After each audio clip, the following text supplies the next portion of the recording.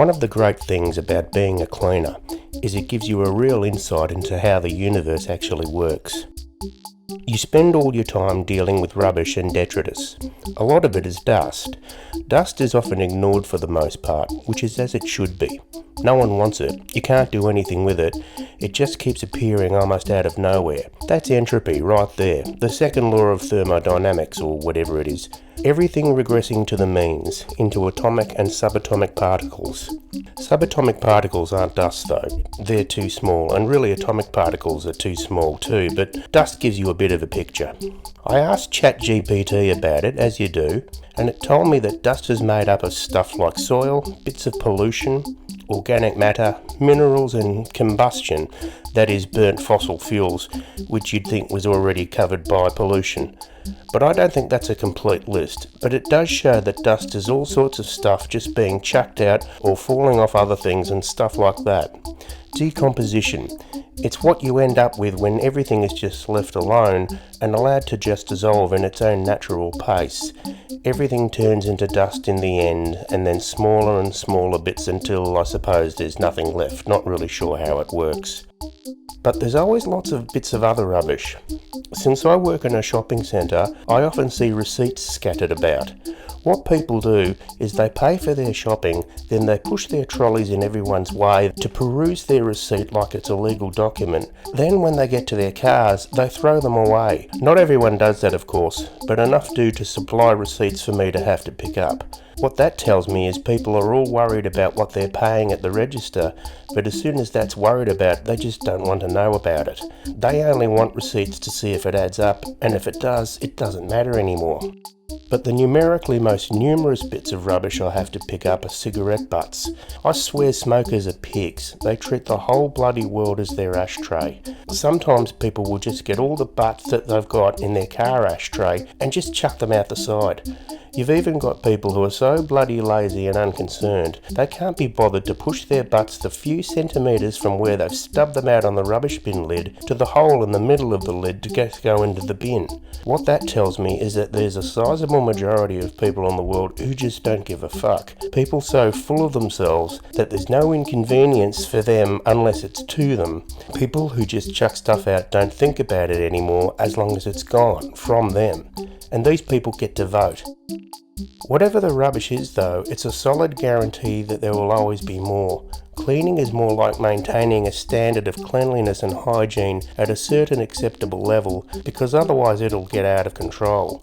You can go through the whole car park in an hour, and then an hour later it's like you never saw the place. Apparently, archaeologists have learned a great deal about our prehistoric ancestors from their detritus, so that tells me that we humans are the great waste creators of the world, and that the further our technology develops and the more of us there are, and both those things are tied in, the more waste we make. Now we've got more than we know what to do with, and we don't know what to do about it. We're just churning it out in a non-stop acceleration that is its own impetus.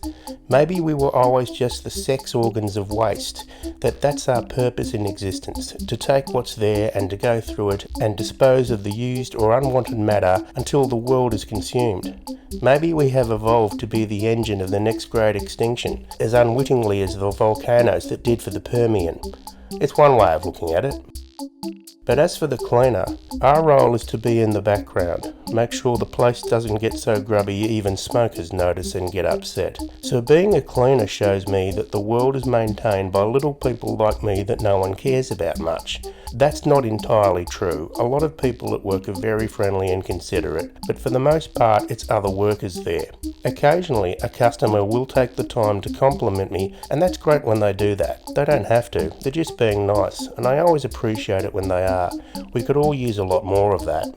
But mostly, you're just by yourself doing stuff that doesn't get noticed. And that's the funny bit. No one notices what you do because that's the point. Rubbish isn't supposed to be noticed. It's not supposed to be there. So the job is only a success when no one knows it's even happening. The most important stuff in the world gets done without most of us knowing even what it is. All of us have no idea how the whole structure of society works, and beyond that how the natural world works, and beyond that the rest of the universe. We're all too little and unimportant to know all that stuff, but we just go about only because all that stuff is working.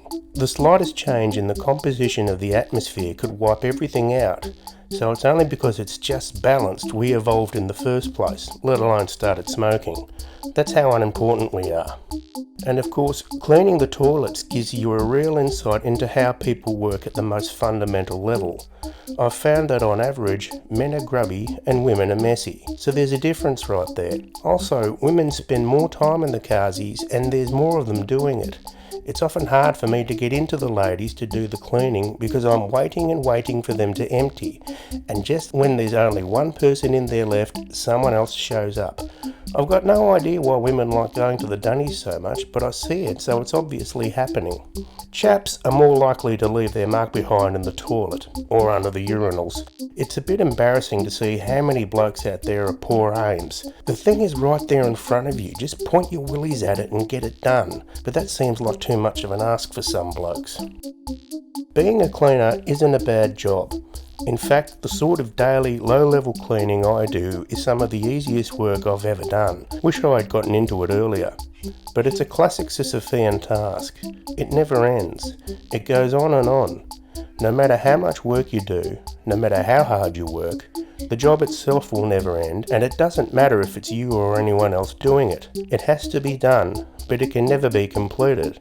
That's the whole business of life right there. All this shit that you have to do, over and over again, otherwise it gets out of hand and becomes unworkable. And even when you die, there'll be others doing the same shit, and the only thing that finishes all that off is the final end, where everything just reduces into dust and into nothing.